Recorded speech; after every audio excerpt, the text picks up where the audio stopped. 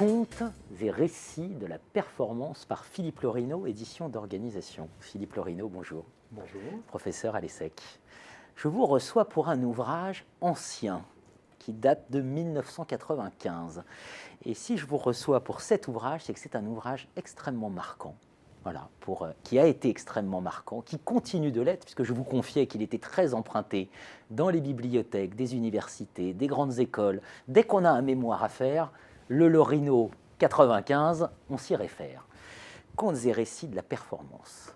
Pourquoi cet ouvrage a été aussi marquant? D'abord, qu'est-ce que vous nous expliquiez dans cet ouvrage? Vous nous expliquiez beaucoup de choses, que piloter, c'est complexe, que piloter, ça appelle une culture, c'est tout sauf de la technique. Voilà, je vous laisse nous l'expliquer un peu. Alors, de manière très résumée, je dirais que ce que j'essayais d'expliquer dans cet ouvrage, c'est que piloter, c'est tenter, en partant d'une vision du marché, d'une vision de l'environnement, marché si c'est une activité marchande, mais on peut parler aussi d'activité non marchande, donc d'une vision de l'environnement socio-économique d'une organisation. Piloter, c'est essayer déjà de construire une certaine intelligence de cet environnement, de voir comment on peut, dans cet environnement, répondre à des besoins et créer de la valeur en répondant à des besoins, et ensuite traduire cette vision de l'environnement dans une vision interne sur les activités qui se développent dans l'organisation. Donc, j'insistais beaucoup sur cet aspect de traduction. Comment traduire une certaine vision de ce qu'est la valeur, dans un sens très large du mot valeur, certainement pas la valeur financière, la valeur comme réponse à des besoins, comment traduire une vision valeur dans un environnement, dans une vision performance interne, c'est-à-dire comment je fais pour que ce que nous faisons à l'intérieur de l'organisation, et j'insiste sur le nous, ce que nous faisons collectivement à l'intérieur de l'organisation, puisse permettre au mieux de répondre aux besoins auxquels nous voulons répondre. Donc c'était cela. Et alors, pourquoi ce titre?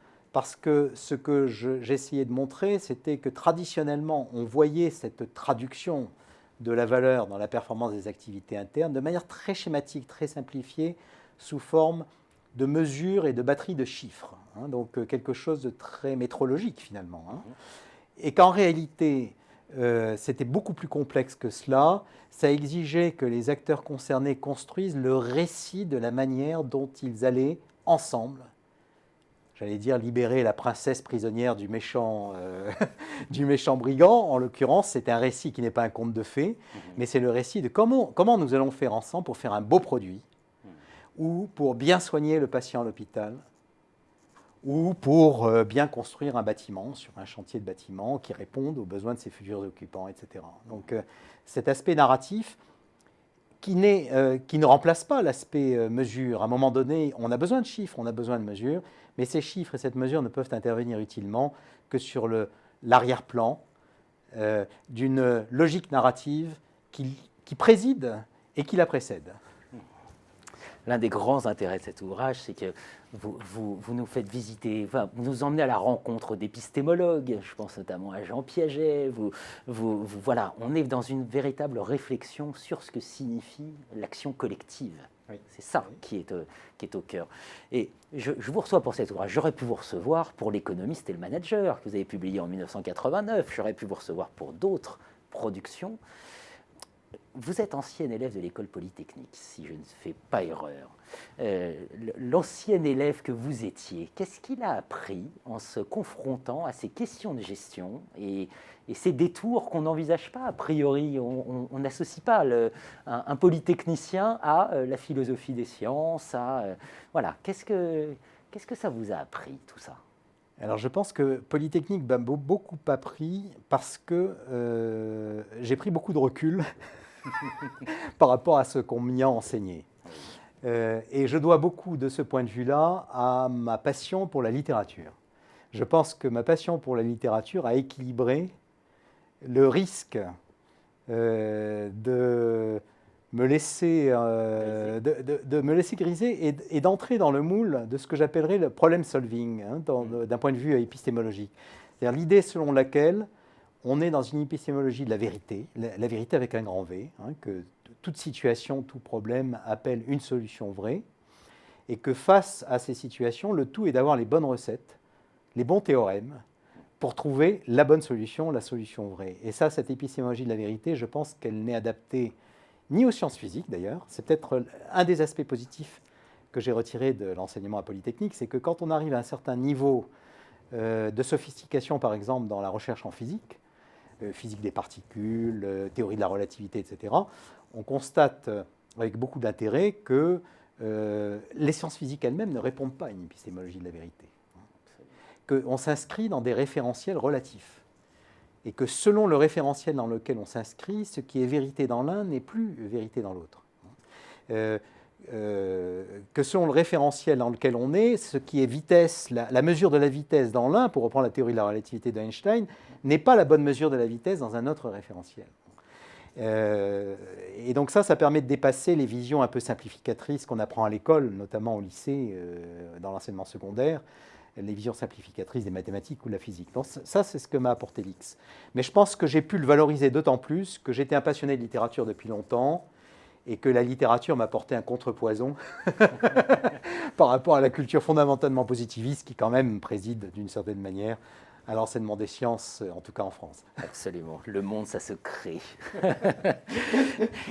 Vous évoquez Charles Peirce dans cet ouvrage. Et aujourd'hui, vous vous intéressez au pragmatisme américain. Oui. Pourquoi cette incursion vers le pragmatisme américain dont on sent qu'il intéresse de plus en plus de monde dans la communauté des gestionnaires? Alors, pour moi, ça a été une incursion qui a dû commencer peu avant la publication de cet ouvrage, par hasard, parce que j'avais présenté mon approche, qui est d'ailleurs présentée dans ce livre en grande partie, mon approche du pilotage de la performance comme étant fondée sur une logique essentiellement de construction de signification, d'interprétation, justement ce que je viens de dire, voilà, de schéma, etc. Bon. Alors, en partie inspiré de Herbert Simon, que depuis d'ailleurs j'ai remis un peu en cause de manière critique, de Piaget. Et j'ai présenté mes réflexions en la matière à l'invitation de plusieurs universités. Et dans une université, un collègue économiste m'a entrepris à la fin de ma présentation en me disant « Mais est-ce que tu as déjà entendu parler de Charles Sanders Peirce ?» Je n'avais jamais entendu le nom de Peirce.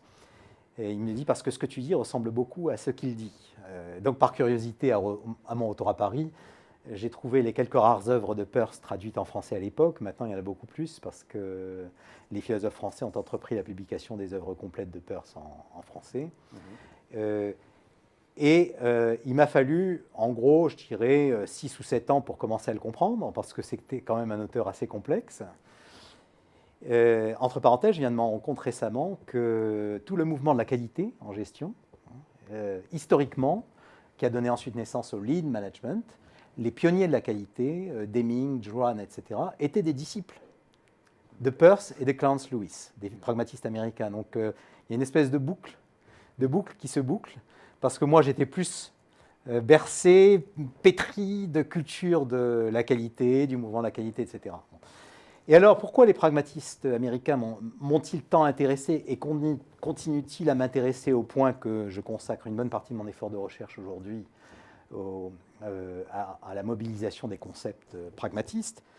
C'est parce qu'en fait, à l'initiative, je dirais à l'origine du pragmatisme américain, donc aux alentours de 1880 aux États-Unis, intervient une réaction anti-cartésienne forte, c'est-à-dire dans un contexte où les Américains sortaient de la guerre civile, de la guerre de sécession, où ils étaient plongés dans une société qui était en mouvement permanent, technologique, économique, etc. La société américaine de la fin du XIXe siècle était une société en ébullition.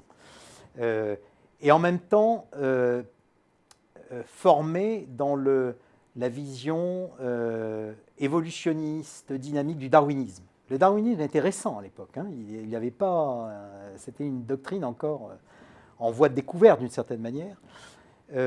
Quelques grands intellectuels américains se disent il faut que nous développions une approche philosophique qui remette le philosophe au cœur de la cité. Et j'irais même, de mon point de vue plus égoïste, qui remette le philosophe au cœur de l'organisation, au cœur de l'entreprise. Et de fait, ils ont développé une approche conceptuelle qui privilégie par exemple le concept d'enquête. Qu'est-ce que c'est que l'enquête? C'est inspiré des sciences expérimentales, hein, de la recherche en sciences expérimentales. Ça consiste à dire il n'y a pas d'action sans pensée, il n'y a pas de pensée sans action. Toute pensée qui construit des connaissances nouvelles, immédiatement, d'une manière ou d'une autre, ça peut être sous des formes purement mentales, mais d'une manière ou d'une autre, met ces connaissances nouvelles à l'épreuve. Engage des processus d'expérimentation, des processus de test de ces connaissances nouvelles. Et il y a donc un aller-retour permanent entre forger du concept, je dirais, du concept outil, et mettre à l'épreuve le concept outil à l'épreuve des faits. Un peu comme un chercheur en physique en laboratoire construit une hypothèse. Et donc, ce sur quoi ils insistaient, c'était que sur le fait que la pensée et l'action sont inséparables, et que dans la pensée, quand on se penche sur la pensée elle-même, la pensée créatrice au sens imagination narrative versus pensée logique et raisonnement sont eux-mêmes inséparables. Avec le constat selon lequel toute construction de connaissances nouvelles en sciences, et là on rejoint ce qu'on évoquait à propos de Polytechnique, toute construction nouvelle en sciences s'appuie sur des constructions d'hypothèses, et les constructions d'hypothèses sont des constructions de récits plausibles. La construction d'hypothèses, c'est une activité narrative. Lorsque Becquerel, par exemple, à l'origine de la théorie de la radioactivité, se rend compte qu'un cristal, je ne sais plus de quel, de radium, je pense, un morceau de radium qu'il avait mis dans la poche de sa blouse, lui a brûlé la peau après quelques heures, il l'avait oublié, il lui a brûlé la peau. On peut imaginer des quantités d'explications à cela. Il construit une explication selon laquelle certains corps émettent spontanément et naturellement de l'énergie, et donc le radium en particulier, et c'est à l'origine de la théorie de la radioactivité. Quand il émet cette hypothèse-là, il invente une histoire. Il invente une histoire, il fait preuve de son imagination. Ce qui est très intéressant, c'est que les pragmatistes américains sont pratiquement contemporains de Conan Doyle. Et Sherlock Holmes dit exactement la même chose. Sherlock Holmes dit à Watson, un bon détective, et j'utilise cela avec mes étudiants pour enseigner la gestion, pour enseigner le contrôle de gestion. Sherlock Holmes explique à Watson, un bon détective, c'est quelqu'un qui sait raisonner logiquement, bien sûr. Ça, c'est souvent ce à quoi on ramène Sherlock Holmes. Mais Sherlock Holmes ajoute, mais ce n'est pas suffisant. Les détectives de Scotland Yard, ils savent raisonner logiquement, mais ils ne sont pas bons. Ils ne sont pas aussi bons que moi. Pourquoi ? Parce que moi, je sais construire des hypothèses parce que j'ai de l'imagination, et eux n'en ont pas. Et une fois que j'ai construit mon hypothèse, j'ai l'énergie d'aller sur le terrain pour la tester. Et Sherlock Holmes emploie une métaphore qu'emploie Dewey exactement de la même manière. Alors, je ne sais pas si c'est Dewey, le philosophe pragmatiste, a recopié et s'est inspiré de Conan Doyle, ou si c'est par hasard, ils se sont peut-être rencontrés par hasard. Les deux disent, en fait, la pensée n'est pas une activité dans un fauteuil. C'est une activité qui exige de l'énergie physique. Bien sûr. Contes et récits de la performance parmi de nombreux autres ouvrages. Philippe Lorino, merci de cet éclairage. Merci de votre invitation.